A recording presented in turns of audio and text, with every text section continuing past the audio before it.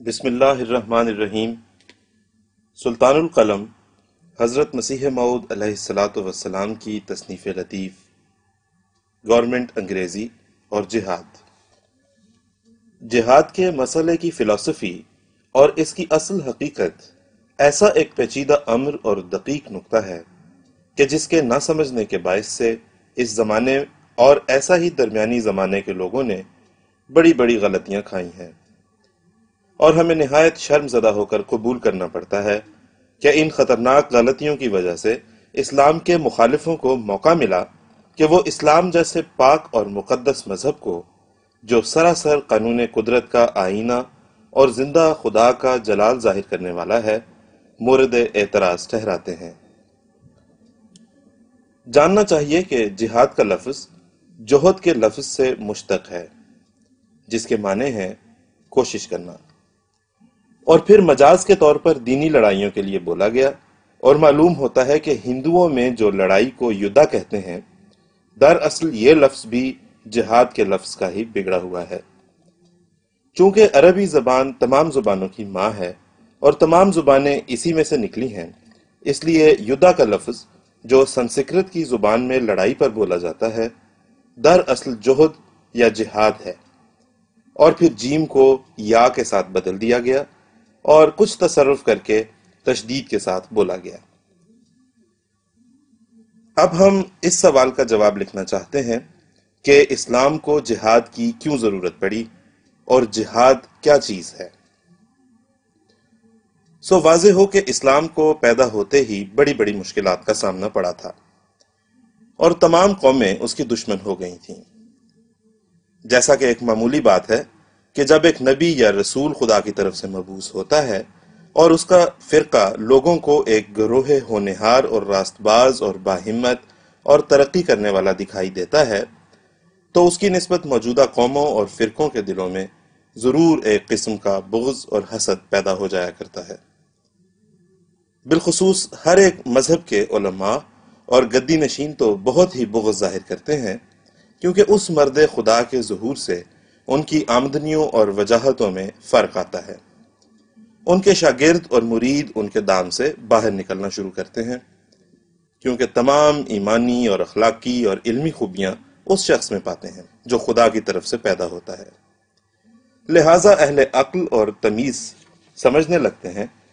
کہ جو عزت بخیال علمی شرف اور تقوی اور پرہیزگاری کے ان عالموں کو دی گئی تھی، اب وہ اس کے مستحق نہیں رہے، اور جو معزز خطاب ان کو دیے گئے تھے، جیسے نجم الامت اور شمس الامت اور شیخ المشائخ وغیرہ، اب وہ ان کے لیے موزوں نہیں رہے۔ سو ان وجوہ سے اہل عقل ان سے منہ پھیر لیتے ہیں، کیونکہ وہ اپنے ایمانوں کو ضائع کرنا نہیں چاہتے۔ ناچار ان نقصانوں کی وجہ سے علماء اور مشائخ کا فرقہ ہمیشہ نبیوں اور رسولوں سے حسد کرتا چلا آیا ہے۔ وجہ یہ کہ خدا کے نبیوں اور ماموروں کے وقت ان لوگوں کی سخت پردادری ہوتی ہے، کیونکہ دراصل وہ ناقص ہوتے ہیں اور بہت ہی کم حصہ نور سے رکھتے ہیں، اور ان کی دشمنی خدا کے نبیوں اور راست بازوں سے محض نفسانی ہوتی ہے، اور سراسر نفس کے تابع ہو کر ضرر رسانی کے منصوبے سوچتے ہیں۔ بلکہ بسا اوقات وہ اپنے دلوں میں محسوس بھی کرتے ہیں کہ وہ خدا کے ایک پاک دل بندے کو ناحق ایذا پہنچا کر خدا کے غضب کے نیچے آ گئے ہیں، اور ان کے اعمال بھی جو مخالف کارستانیوں کے لیے ہر وقت ان سے سرزد ہوتے رہتے ہیں، ان کے دل کی قصوردار حالت کو ان پر ظاہر کرتے رہتے ہیں، مگر پھر بھی حسد کی آگ کا تیز انجن عداوت کے گڑھوں کی طرف ان کو کھینچ لیے جاتا ہے۔ یہی اسباب تھے جنہوں نے حضرت صلی اللہ علیہ وسلم کے وقت میں مشرکوں اور یہودیوں اور عیسائیوں کے عالموں کو نہ محض حق کے قبول کرنے سے محروم رکھا، بلکہ سخت عداوت پر آمادہ کر دیا۔ لہٰذا وہ اس فکر میں لگ گئے کہ کسی طرح اسلام کو صفحہ دنیا سے مٹا دیں، اور چونکہ مسلمان اسلام کے ابتدائی زمانے میں تھوڑے تھے، اس لیے ان کے مخالفوں نے بباعث اس تکبر کے جو فطرتاً ایسے فرقوں کے دل میں اور دماغ میں جاگزین ہوتا ہے، جو اپنے تئیں دولت میں، مال میں، کثرت جماعت میں، عزت میں، مرتبے میں دوسرے فرقے سے برتر خیال کرتے ہیں، اس وقت کے مسلمانوں یعنی صحابہ سے سخت دشمنی کا برتاؤ کیا، اور وہ نہیں چاہتے تھے کہ یہ آسمانی پودا زمین پر قائم ہو، بلکہ وہ ان راست بازوں کے ہلاک کرنے کے لیے اپنے ناخنوں تک زور لگا رہے تھے، اور کوئی دقیقہ آزار رسانی کا اٹھا نہیں رکھا تھا، اور ان کو خوف یہ تھا کہ ایسا نہ ہو کہ اس مذہب کے پیر جم جائیں اور پھر اس کی ترقی ہمارے مذہب اور قوم کی بربادی کا موجب ہو جائے۔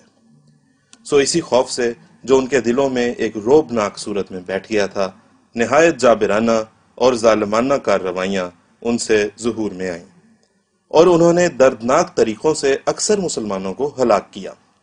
اور ایک زمانہ دراز تک جو 13 برس کی مدت تھی ان کی طرف سے یہی کارروائی رہی، اور نہایت بے رحمی کی طرز سے خدا کے وفادار بندے اور نوع انسان کے فخر ان شریر درندوں کی تلواروں سے ٹکڑے ٹکڑے کیے گئے، اور یتیم بچے اور عاجز اور مسکین عورتیں کوچوں اور گلیوں میں ذبح کیے گئے۔ اس پر بھی خدا تعالیٰ کی طرف سے قطعی طور پر یہ تاکید تھی کہ شر کا ہرگز مقابلہ نہ کرو۔ چنانچہ ان برگزیدہ راست بازوں نے ایسا ہی کیا۔ ان کے خونوں سے کوچے سرخ ہو گئے، پر انہوں نے دم نہ مارا۔ وہ قربانیوں کی طرح ذبح کیے گئے، پر انہوں نے آہ نہ کی۔ خدا کے پاک اور مقدس رسول صلی اللہ علیہ وسلم کو، جس پر زمین اور آسمان سے بے شمار سلام ہیں، بارہا پتھر مار مار کر خون سے آلودہ کیا گیا، مگر اس صدق اور استقامت کے پہاڑ نے ان تمام آزاروں کی دلی انشراح اور محبت سے برداشت کی، اور ان صابرانہ اور عاجزانہ روشوں سے مخالفوں کی شوخی دن بدن بڑھتی گئی، اور انہوں نے اس مقدس جماعت کو اپنا شکار سمجھ لیا۔ تب اس خدا نے، جو نہیں چاہتا کہ زمین پر ظلم اور بے رحمی حد سے گزر جائے، اپنے مظلوم بندوں کو یاد کیا، اور اس کا غضب شریروں پر بھڑکا، اور اس نے اپنے پاک کلام قرآن شریف کے ذریعے سے اپنے مظلوم بندوں کو اطلاع دی کہ جو کچھ تمہارے ساتھ ہو رہا ہے میں سب کچھ دیکھ رہا ہوں، میں تمہیں آج سے مقابلے کی اجازت دیتا ہوں، اور میں خدائے قادر ہوں، ظالموں کو بے سزا نہیں چھوڑوں گا۔ یہ حکم تھا جس کا دوسرے لفظوں میں جہاد نام رکھا گیا، اور اس حکم کی اصل عبارت جو قرآن شریف میں اب تک موجود ہے یہ ہے: اذن للذین یقاتلون بانہم ظلموا وان اللہ علی نصرہم لقدیر الذین اخرجوا من دیارہم بغیر حق، یعنی خدا نے ان مظلوم لوگوں کی جو قتل کیے جاتے ہیں اور نا حق اپنے وطن سے نکالے گئے فریاد سن لی، اور ان کو مقابلے کی اجازت دی گئی، اور خدا قادر ہے جو مظلوم کی مدد کرے۔ مگر یہ حکم مختص الزمان والوقت تھا، ہمیشہ کے لیے نہیں تھا، بلکہ اس زمانے کے متعلق تھا جبکہ اسلام میں داخل ہونے والے بکریوں اور بھیڑوں کی طرح ذبح کیے جاتے تھے۔ لیکن افسوس کہ نبوت اور خلافت کے زمانے کے بعد اس مسئلہ جہاد کے سمجھنے میں، جس کی اصل جڑ آیت کریمہ مذکورہ بالا ہے، لوگوں نے بڑی بڑی غلطیاں کھائیں، اور ناحق مخلوق خدا کو تلوار کے ساتھ ذبح کرنا دینداری کا شعار سمجھا گیا۔ اور عجیب اتفاق یہ ہے کہ عیسائیوں کو تو خالق کے حقوق کی نسبت غلطیاں پڑیں، اور مسلمانوں کو مخلوق کے حقوق کی نسبت، یعنی عیسائی دین میں تو ایک عاجز انسان کو خدا بنا کر اس قادر قیوم کی حق تلفی کی گئی جس کی مانند نہ زمین میں کوئی چیز ہے اور نہ آسمان میں، اور مسلمانوں نے انسانوں پر نہ حق تلوار چلانے سے بنی نوع انسان کی حق تلفی کی اور اس کا نام جہاد رکھا۔ غرض حق تلفی کی ایک راہ عیسائیوں نے اختیار کی اور دوسری راہ حق تلفی کی مسلمانوں نے اختیار کر لی، اور اس زمانے کی بدقسمتی سے یہ دونوں گروہ ان دونوں قسم کی حق تلفیوں کو ایسا پسندیدہ طریق خیال کرتے ہیں کہ ہر ایک گروہ جو اپنے عقیدے کے موافق ان دونوں قسموں میں سے کسی قسم کی حق تلفی پر زور دے رہا ہے، وہ یہ سمجھ رہا ہے کہ گویا وہ اس سے سیدھا بہشت ہو جائے گا،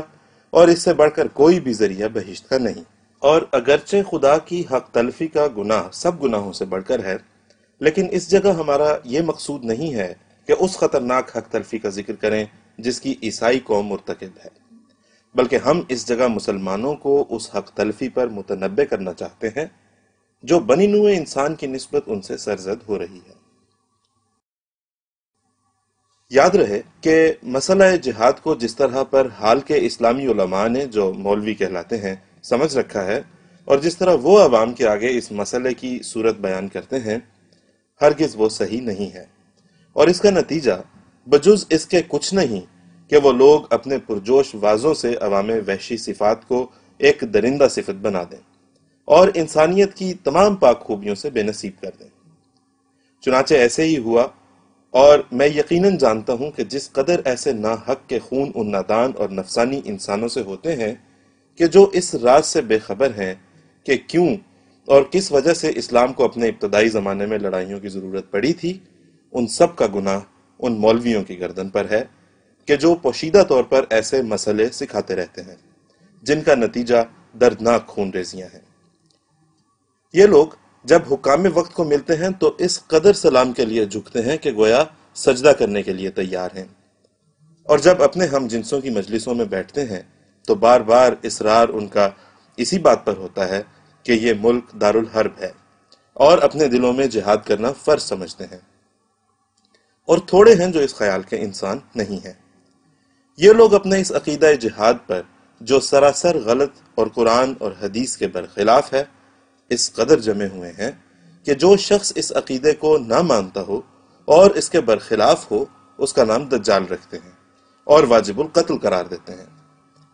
چنانچہ میں بھی مدت سے اسی فتوے کے نیچے ہوں، اور مجھے جو اس ملک کے بعض مولویوں نے دجال اور کافر قرار دیا اور گورنمنٹ برطانیہ کے قانون سے بھی بے خوف ہو کر میری نسبت ایک چھپا ہوا فتویٰ شائع کیا کہ یہ شخص واجب القتل ہے اور اس کا مال لوٹنا بلکہ عورتوں کو نکال کر لے جانا بڑے ثواب کا موجب ہے، اس کا سبب کیا تھا؟ یہی تو تھا کہ میرا مسیح موعود ہونا اور ان کے جہادی مسائل کے مخالف باز کرنا اور ان کے خونی مسیح اور خونی مہدی کے آنے کو، جس پر ان کو لوٹ مار کی بڑی بڑی امیدیں تھیں، سراسر باطل ٹھہرانا ان کے غضب اور عداوت کا موجب ہو گیا۔ مگر وہ یاد رکھیں کہ در حقیقت یہ جہاد کا مسئلہ جیسا کہ ان کے دلوں میں ہے صحیح نہیں ہے، اور اس کا پہلا قدم انسانی ہمدردی کا خون کرنا ہے۔ یہ خیال ان کا ہرگز صحیح نہیں ہے کہ جب پہلے زمانے میں جہاد روا رکھا گیا ہے تو پھر کیا وجہ کہ اب حرام ہو جائے؟ اس کے ہمارے پاس دو جواب ہیں۔ ایک یہ کہ یہ خیال قیاس ما الفارق ہے، اور ہمارے نبی صلی اللہ علیہ وسلم نے ہرگز کسی پر تلوار نہیں اٹھائی بجز ان لوگوں کے جنہوں نے پہلے تلوار اٹھائی اور سخت بے رحمی سے بے گناہ اور پرہیزگار مردوں اور عورتوں اور بچوں کو قتل کیا اور ایسے درد انگیز طریقوں سے مارا کہ اب بھی ان قصوں کو پڑھ کر رونا آتا ہے۔ دوسرے یہ کہ اگر فرض بھی کر لیں کہ اسلام میں ایسا ہی جہاد تھا جیسا کہ ان مولویوں کا خیال ہے، تاہم اس زمانے میں وہ حکم قائم نہیں رہا، کیونکہ لکھا ہے کہ جب مسیح موعود ظاہر ہو جائے گا تو سیفی جہاد اور مذہبی جنگوں کا خاتمہ ہو جائے گا، کیونکہ مسیح نہ تلوار اٹھائے گا اور نہ کوئی اور زمینی ہتھیار ہاتھ میں پکڑے گا، بلکہ اس کی دعا اس کا حربہ ہوگی اور اس کی عقد ہمت اس کی تلوار ہوگی۔ وہ صلح کی بنیاد ڈالے گا اور بکری اور شیر کو ایک ہی گھاٹ پر اکٹھے کرے گا، اور اس کا زمانہ صلح اور نرمی اور انسانی ہمدردی کا زمانہ ہوگا۔ ہائے افسوس، کیوں یہ لوگ غور نہیں کرتے کہ 1300 برس ہوئے کہ مسیح موعود کی شان میں حضرت صلی اللہ علیہ وسلم کے منہ سے کلمہ یضع الحرب جاری ہو چکا ہے، جس کے یہ معنی ہے کہ مسیح موعود جب آئے گا تو لڑائیوں کا خاتمہ کر دے گا،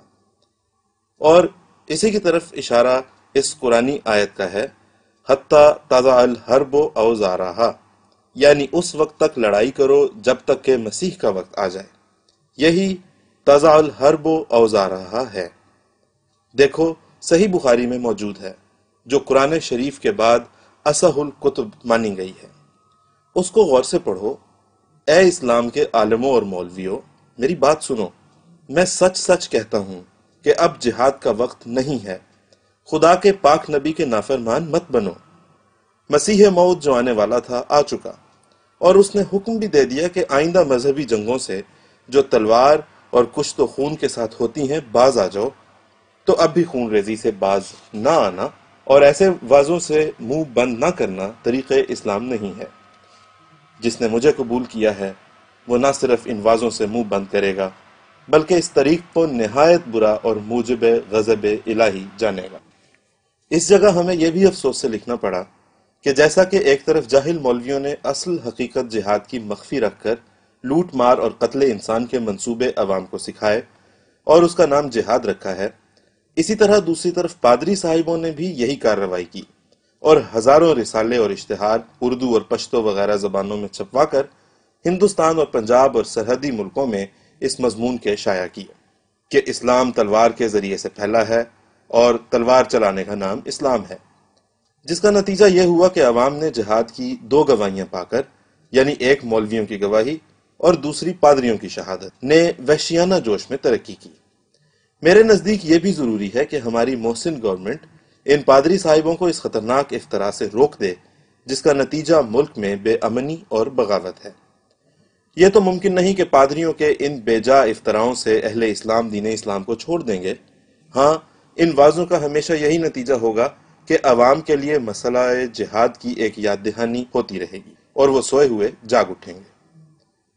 غرض اب جب مسیح موعود آ گیا تو ہر ایک مسلمان کا فرض ہے کہ جہاد سے باز آوے۔ اگر میں نہ آیا ہوتا تو شاید اس غلط فہمی کا کسی قدر عذر بھی ہوتا، مگر اب تو میں آ گیا اور تم نے وعدے کا دن بھی دیکھ لیا۔ اس لیے اب مذہبی طور پر تلوار اٹھانے والوں کا خدا تعالیٰ کے سامنے کوئی عذر نہیں۔ جو شخص آنکھیں رکھتا ہے اور حدیثوں کو پڑھتا اور قرآن کو دیکھتا ہے، وہ بخوبی سمجھ سکتا ہے کہ یہ طریق جہاد جس پر اس زمانے کے اکثر وحشی کار بند ہو رہے ہیں، یہ اسلامی جہاد نہیں ہے،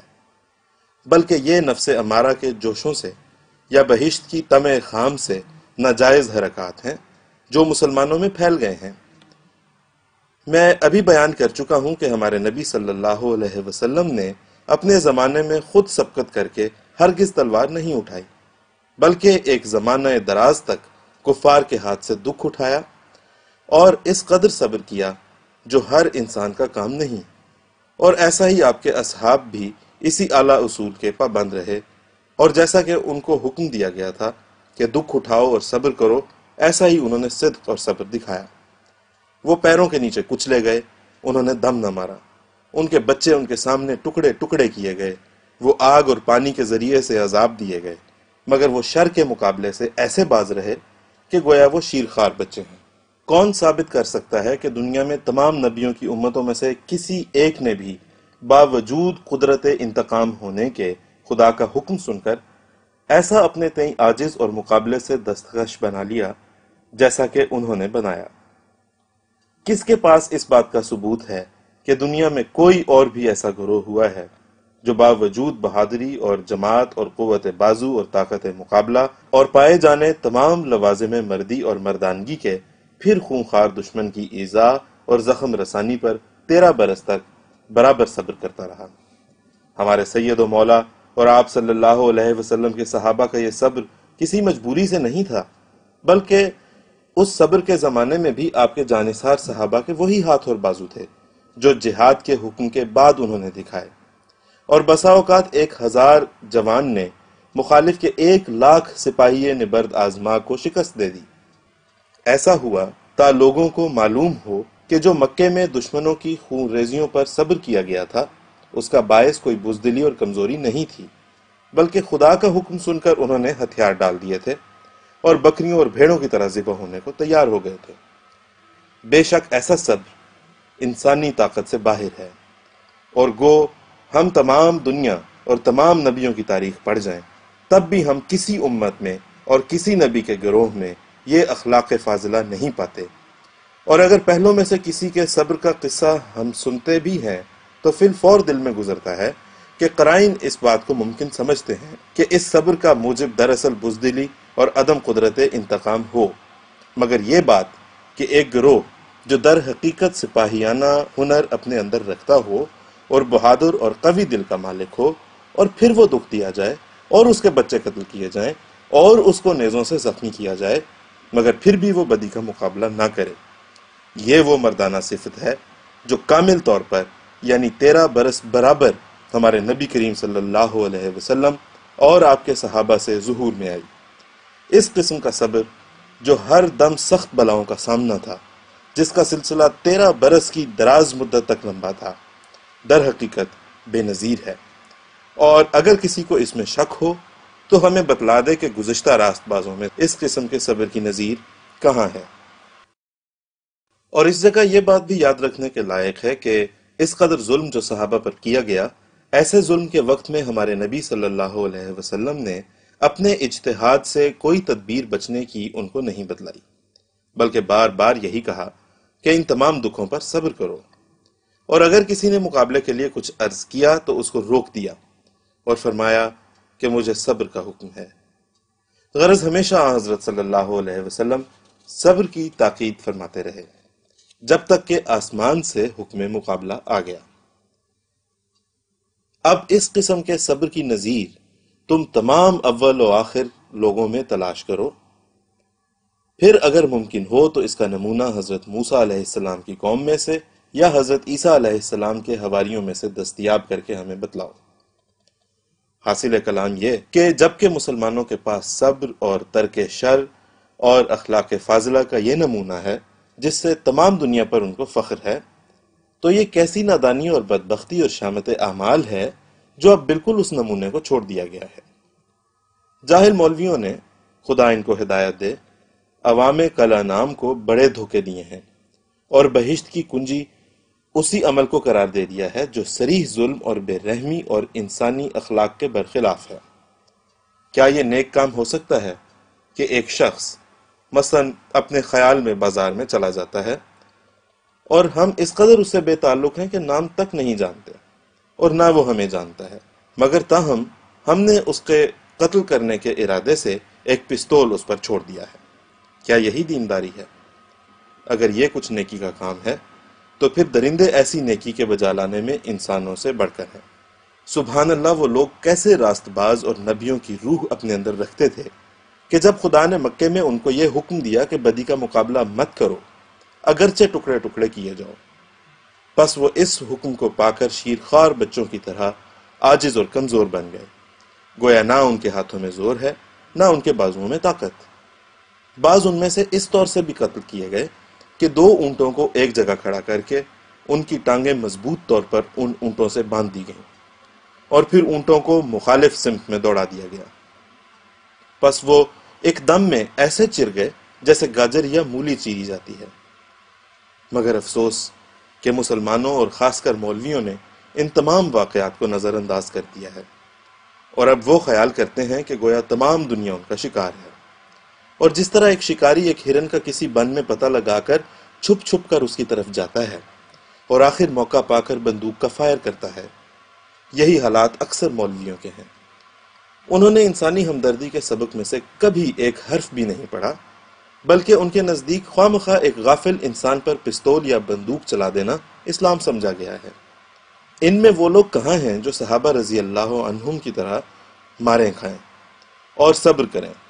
کیا خدا نے ہمیں یہ حکم دیا ہے کہ ہم خواہ مخواہ بغیر ثبوت کسی جرم کے ایسے انسان کو کہ نہ ہم اسے جانتے ہیں اور نہ وہ ہمیں جانتا ہے غافل پا کر چھری سے ٹکڑے ٹکڑے کر دیں یا بندوق سے اس کا کام تمام کریں؟ کیا ایسا دین خدا کی طرف سے ہو سکتا ہے جو یہ سکھاتا ہے کہ یوں ہی بے گناہ، بے جرم، بے تبلیغ خدا کے بندوں کو قتل کرتے جاؤ، اس سے تم بہشت میں داخل ہو جاؤ گے؟ افسوس کا مقام ہے اور شرم کی جگہ ہے کہ ایک شخص جس سے ہماری کچھ سابق دشمنی بھی نہیں بلکہ روشناسی بھی نہیں،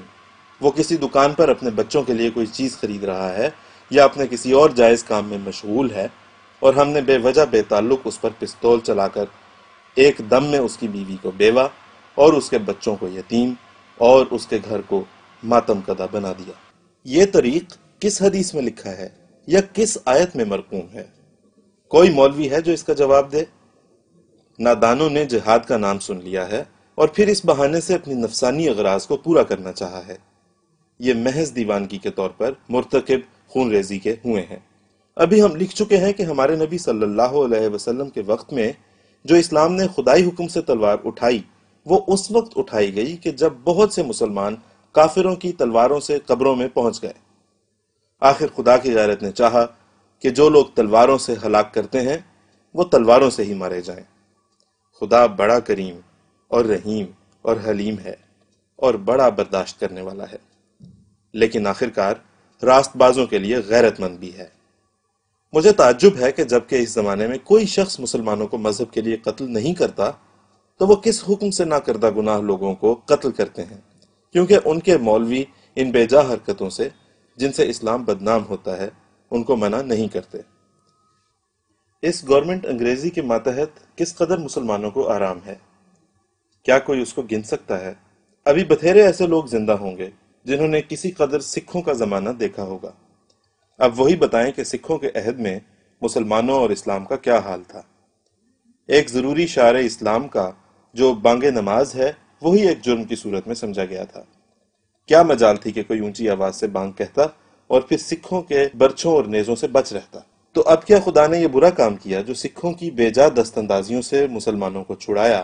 اور گورنمنٹ انگریزی کی امن بخش حکومت میں داخل کیا،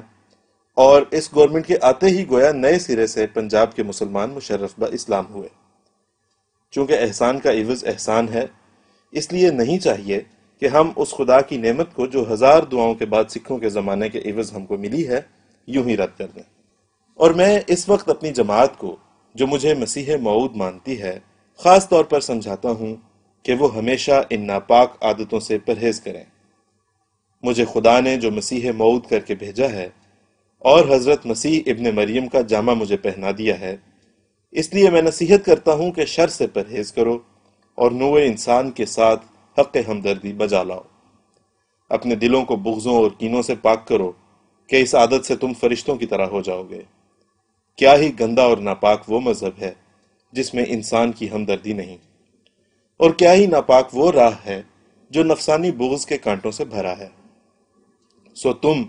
جو میرے ساتھ ہو ایسے مت ہو۔ تم سوچو کہ مذہب سے حاصل کیا ہے؟ کیا یہی کہ ہر وقت مردم آزاری تمہارا شیوا ہو؟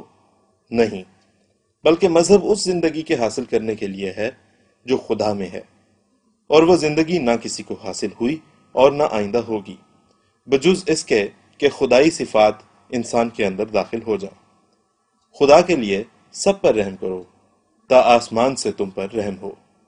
آؤ میں تمہیں ایک ایسی راہ سکھاتا ہوں جس سے تمہارا نور تمام نوروں پر غالب رہے، اور وہ یہ ہے کہ تمام سفلی کینوں اور حسدوں کو چھوڑ دو اور ہم درد نوع انسان ہو جاؤ اور خدا میں کھوئے جاؤ، اور اس کے ساتھ اعلیٰ درجے کی صفائی حاصل کرو کہ یہی وہ طریق ہے جس سے کرامتیں صادر ہوتی ہیں اور دعائیں قبول ہوتی ہیں اور فرشتے مدد کے لیے اترتے ہیں۔ مگر یہ ایک دن کا کام نہیں۔ ترقی کرو، اس دھوبی سے سبق سیکھو جو کپڑوں کو اول بھٹی میں جوش دیتا ہے اور دیے جاتا ہے، یہاں تک کہ آخر آگ کی تحسینیں تمام میل اور چرک کو کپڑوں سے علیحدہ کر دیتی ہیں۔ تب صبح اٹھتا ہے اور پانی پر پہنچتا ہے اور پانی میں کپڑوں کو تر کرتا ہے اور بار بار پتھروں پر مارتا ہے۔ تب وہ میل جو کپڑوں کے اندر تھی اور ان کا جز بن گئی تھی، کچھ آگ کے صدمات اٹھا کر اور کچھ پانی میں دھوبی کے بازو سے مار کھا کر یک دفعہ جدا ہونی شروع ہو جاتی ہے، یہاں تک کہ کپڑے ایسے سفید ہو جاتے ہیں جیسے ابتدا میں تھے۔ یہی انسانی نفس کے سفید ہونے کی تدبیر ہے، اور تمہاری ساری نجات اس سفیدی پر موقوف ہے۔ یہی وہ بات ہے جو قرآن شریف میں خدا تعالیٰ فرماتا ہے، قد افلح من زکاہا، یعنی وہ نفس نجات پا گیا جو طرح طرح کے میلوں اور چرکوں سے پاک کیا گیا۔ دیکھو میں ایک حکم لے کر آپ لوگوں کے پاس آیا ہوں، وہ یہ ہے کہ اب سے تلوار کے جہاد کا خاتمہ ہے، مگر اپنے نفسوں کے پاک کرنے کا جہاد باقی ہے۔ اور یہ بات میں نے اپنی طرف سے نہیں کہی، بلکہ خدا کا یہی ارادہ ہے۔ صحیح بخاری کی اس حدیث کو سوچو جہاں مسیح موعود کی تعریف میں لکھا ہے کہ یضع الحرب، یعنی مسیح جب آ جائے گا تو دینی جنگوں کا خاتمہ کر دے گا۔ سو میں حکم دیتا ہوں کہ جو میری فوج میں داخل ہیں وہ ان خیالات کے مقام سے پیچھے ہٹ جائیں، دلوں کو پاک کریں اور اپنے انسانی رحم کو ترقی دیں اور درد مندوں کے ہم درد بنیں، زمین پر صلح پھیلاویں کہ اس سے ان کا دین پھیلے گا۔ اور اس سے تعجب مت کریں کہ ایسا کیوں کر ہوگا، کیونکہ جیسا کہ خدا نے بغیر توسط معمولی اسباب کے جسمانی ضرورتوں کے لیے حال کی نئی ایجادوں میں زمین کے عناصر اور زمین کی تمام چیزوں سے کام لیا ہے، اور ریل گاڑیوں کو گھوڑوں سے بھی بہت زیادہ دوڑا کر دکھلایا ہے، ایسا ہی اب وہ روحانی ضرورتوں کے لیے بغیر توسط انسانی ہاتھوں کے آسمان کے فرشتوں سے کام لے گا۔ بڑے بڑے آسمانی نشان ظاہر ہوں گے اور بہت سی چمکیں پیدا ہوں گی، جن سے بہت سی آنکھیں کھل جائیں گی۔ تب آخر میں لوگ سمجھ جائیں گے کہ جو خدا کے سوا انسانوں اور دوسری چیزوں کو خدا بنایا گیا تھا یہ سب غلطیاں تھیں۔ سو تم صبر سے دیکھتے رہو، کیونکہ خدا اپنی توحید کے لیے تم سے زیادہ غیرت مند ہے، اور دعا میں لگے رہو، ایسا نہ ہو کہ نافرمانوں میں لکھے جاؤ۔ اے حق کے بھوکو اور پیاسو، سن لو کہ یہ وہ دن ہیں جن کا ابتدا سے وعدہ تھا۔ خدا ان قصوں کو بہت لمبا نہیں کرے گا، اور جس طرح تم دیکھتے ہو کہ جب ایک بلند مینار پر چراغ رکھا جائے تو دور دور تک اس کی روشنی پھیل جاتی ہے، اور یا جب آسمان کے ایک طرف بجلی چمکتی ہے تو سب طرفیں ساتھ ہی روشن ہو جاتی ہیں، ایسا ہی ان دنوں میں ہوگا، کیونکہ خدا نے اپنی اس پیشگوئی کے پورا کرنے کے لیے کہ مسیح کی منادی بجلی کی طرح دنیا میں پھر جائے گی یا بلند مینار کے چراغ کی طرح دنیا کے چار گوشے میں پھیلے گی، زمین پر ہر ایک سامان مہیا کر دیا ہے، اور ریل اور تار اور اگن بوٹ اور ڈاک کے احسن انتظاموں اور سیر و سیاحت کے سہل طریقوں کو کامل طور پر جاری فرما دیا ہے۔ سو یہ سب کچھ پیدا کیا گیا تا وہ بات پوری ہو کہ مسیح موعود کی دعوت بجلی کی طرح ہر ایک کنارے کو روشن کرے گی، اور مسیح کا مینارہ جس کا حدیثوں میں ذکر ہے، دراصل اس کی بھی یہی حقیقت ہے کہ مسیح کی ندا اور روشنی ایسی جلد دنیا میں پھیلے گی جیسے اونچے مینارے پر سے آواز اور روشنی دور تک جاتی ہے۔ اس لیے ریل اور تار اور اگن بوٹ اور ڈاک اور تمام اسباب سہولت تبلیغ اور سہولت سفر مسیح کے زمانے کی ایک خاص علامت ہے، جس کا اکثر نبیوں نے ذکر کیا ہے، اور قرآن بھی کہتا ہے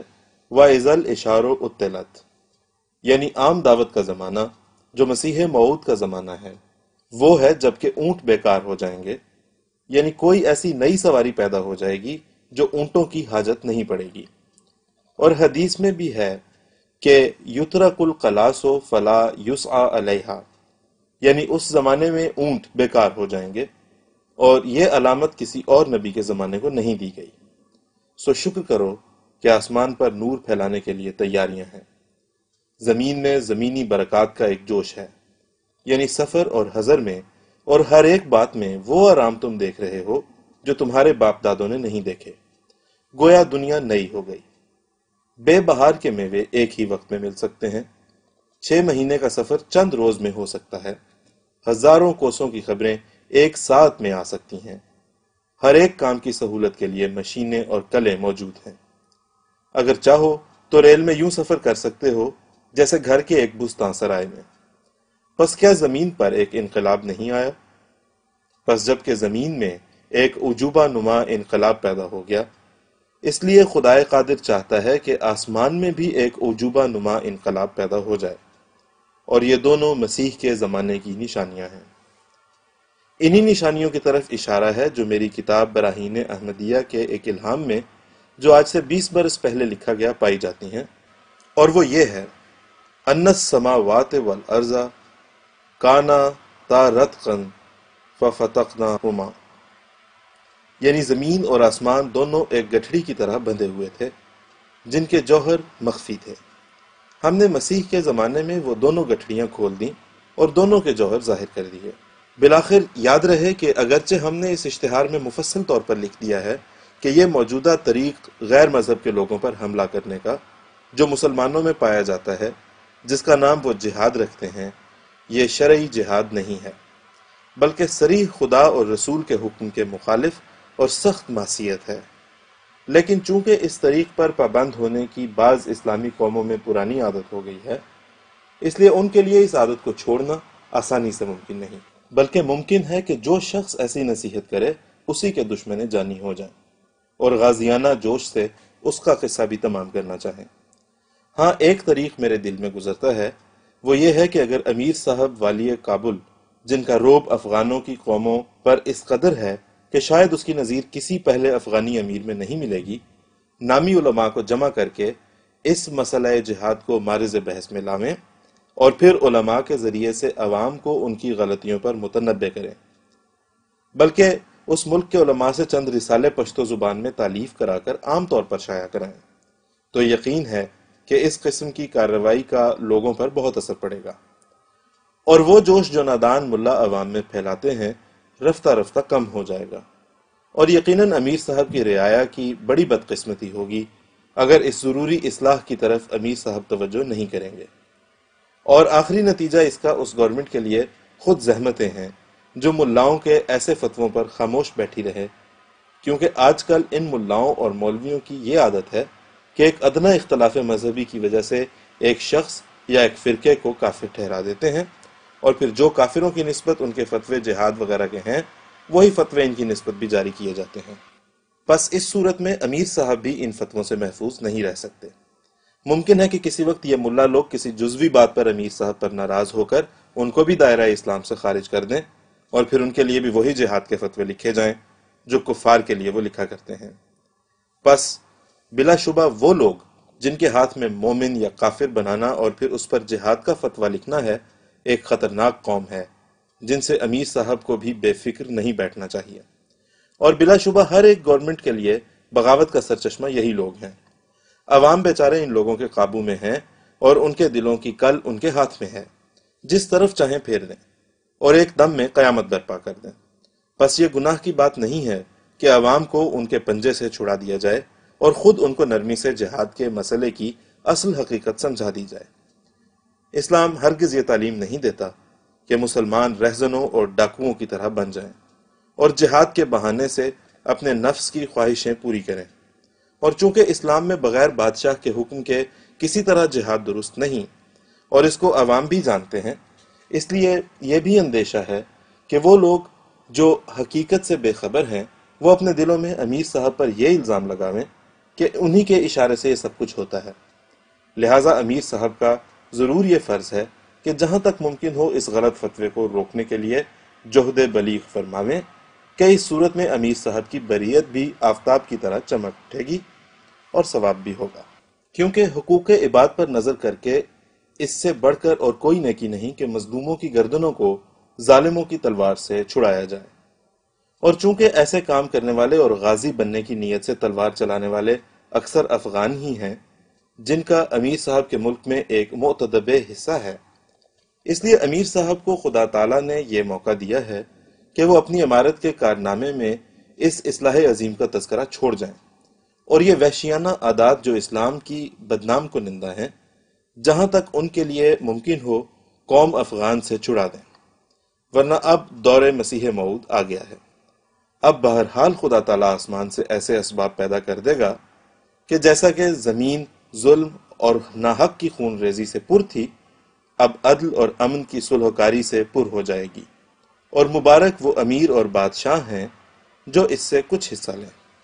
ان تمام تحریروں کے بعد ایک خاص طور پر اپنی محسن گورنمنٹ کی خدمت میں کچھ گزارش کرنا چاہتا ہوں، اور گو یہ جانتا ہوں کہ ہماری یہ گورنمنٹ ایک عاقل اور زیرک گورنمنٹ ہے، لیکن ہمارا بھی فرض ہے کہ اگر کوئی نیک تجویز جس میں گورنمنٹ اور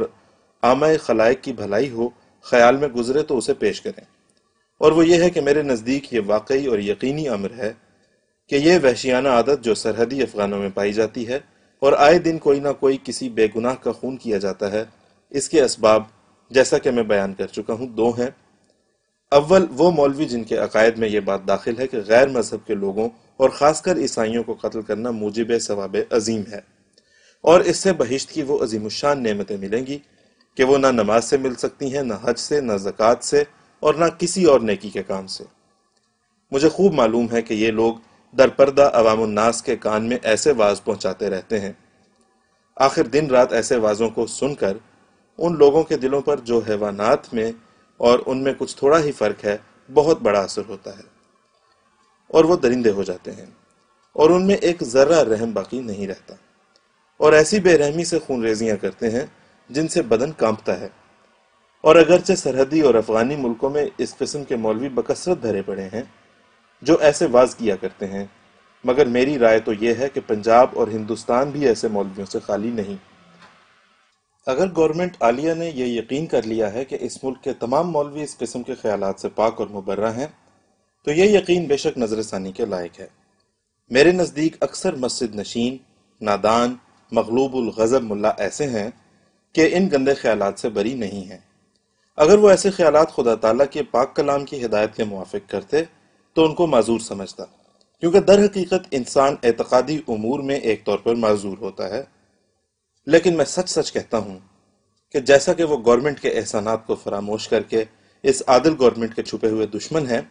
ایسا ہی وہ خدا تعالیٰ کے بھی مجرم اور نافرمان ہیں،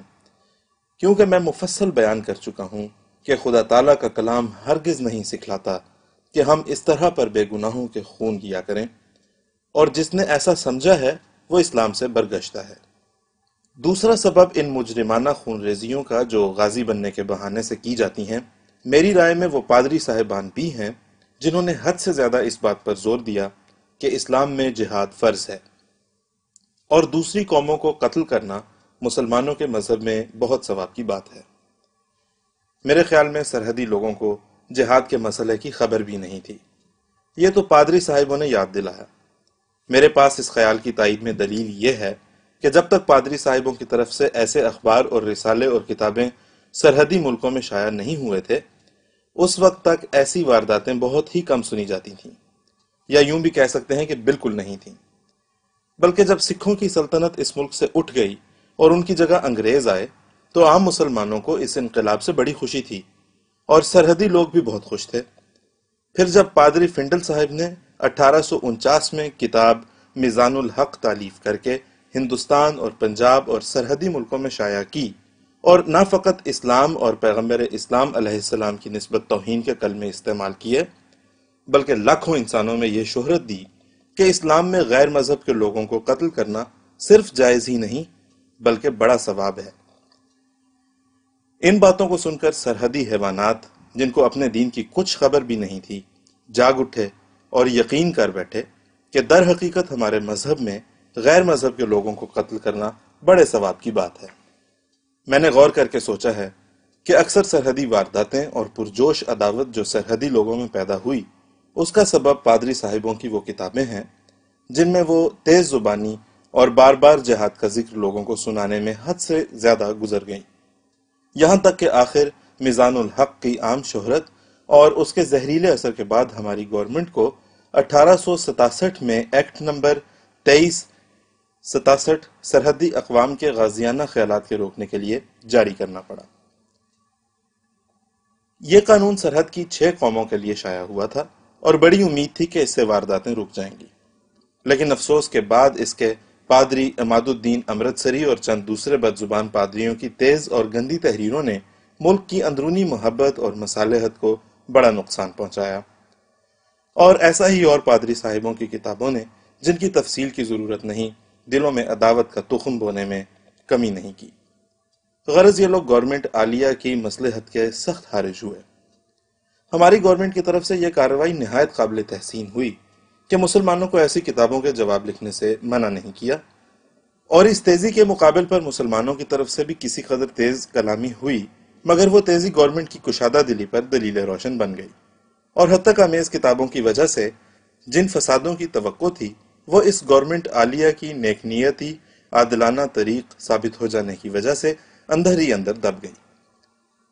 پس اگرچہ ہمیں اسلام کے ملاؤں کی نسبت افسوس سے اقرار کرنا پڑتا ہے کہ انہوں نے ایک غلط مسئلہ جہاد کی پیروی کر کے سرحدی اقوام کو یہ سبق دیا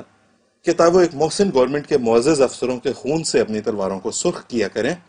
اور اس طرح ناحق اپنی محسن گورنمنٹ کو ایذا پہنچایا کریں، مگر ساتھ ہی یورپ کے ملاؤں پر بھی جو پادری ہیں، ہمیں افسوس ہے کہ انہوں نے ناحق تیز اور خلاف واقع تحریروں سے نادانوں کو جوش دلائے، ہزاروں دفعہ جہاد کا اعتراض پیش کر کے وحشی مسلمانوں کے دلوں میں یہ جما دیا کہ ان کے مذہب میں جہاد ایک ایسا طریق ہے جس سے جلد بہشت مل جاتا ہے۔ اگر ان پادری صاحبوں کے دلوں میں کوئی بدنیتی نہیں تھی تو چاہیے تھا کہ حضرت موسیٰ اور حضرت یوشع کے جہادوں کا ہمارے نبی صلی اللہ علیہ وسلم کے جہاد سے مقابلہ کر کے اندر ہی اندر سمجھ جاتے اور چپ رہتے۔ اگر ہم فرض کر لیں کہ اس فتنہ عوام کے جوش دلانے کے بڑے محرک اسلامی مولوی ہیں، تاہم ہمارا انصاف ہمیں مجبور کرتا ہے کہ ہم اقرار کریں کہ کسی قدر اس فتنہ انگیزی میں پادریوں کی وہ تحریریں بھی حصے دار ہیں جن سے آئے دن مسلمان شاکی نظر آتے ہیں۔ افسوس کے بعض جاہل ایک حرکت کر کے الگ ہو جاتے ہیں اور گورنمنٹ انگلیشیا کو مشکلات پیش آتی ہیں۔ ان مشکلات کے رفع کرنے کے لیے میرے نزدیک احسن تجویز وہی ہے جو حال میں رومی گورنمنٹ نے اختیار کی ہے، اور وہ یہ کہ امتحاناً چند سال کے لیے ہر ایک فرقے کو قطعاً روک دیا جائے کہ وہ اپنی تحریروں میں اور نیز زبانی تقریروں میں ہرگز کسی دوسرے مذہب کا صراحتاً یا اشارتاً ذکر نہ کرے۔ ہاں، اختیار ہے کہ جس قدر چاہے اپنے مذہب کی خوبیاں بیان کرے۔ اس صورت میں نئے کینوں کی تخم ریزی موقوف ہو جائے گی اور پرانے قصے بھول جائیں گے، اور لوگ باہمی محبت اور مصالحت کی طرف رجوع کریں گے، اور جب سرحد کے وحشی لوگ دیکھیں گے کہ قوموں میں اس قدر باہم انس اور محبت پیدا ہو گیا ہے، تو آخر وہ بھی متاثر ہو کر عیسائیوں کی ایسی ہی ہمدردی کریں گے جیسا کہ ایک مسلمان اپنی بھائی کی کرتا ہے۔ اور دوسری تدبیر یہ ہے کہ اگر پنجاب اور ہندوستان کے مولوی در حقیقت مسئلہ جہاد کے مخالف ہیں تو وہ اس بارے میں رسالے تالیف کر کے اور پشتو میں ان کا ترجمہ کرا کر سرحدی اقوام میں مشتہر کریں۔ بلا شبہ ان کا بڑا اثر ہوگا، مگر ان باتوں کے لیے شرط ہے کہ سچے دل اور جوش سے کارروائی کی جائے، نہ نفاق سے۔ والسلام، المشتہر خاکسار مرزا غلام احمد مسیح موعود عفا عنہ از قادیان، المرقوم 22 مئی سن 1900۔